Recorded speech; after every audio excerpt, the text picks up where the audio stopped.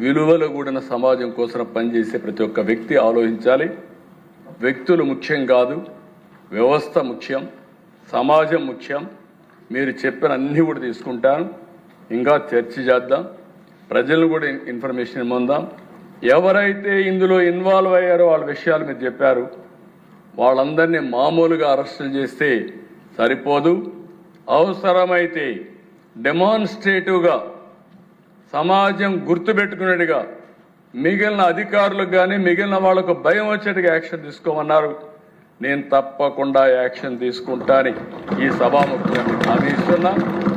అదే కాదు, ఏ విధంగా తప్పించుకుంటారో దేశం.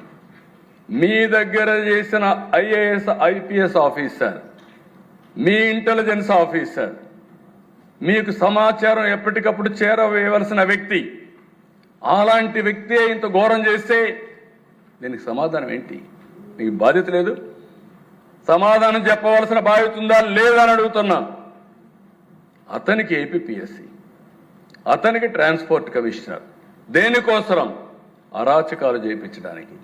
వీళ్ళందరూ కలిసి అక్కడ సెక్రటరీలని మిగిలినందరినీ భ్రష్టు పట్టించి తప్పుడు అఫిడవిట్లేసి వాళ్ళపైన క్రిమినల్ ఛార్జ్ తీసుకుంటే వీళ్ళకి ఏం బాధ లేదు.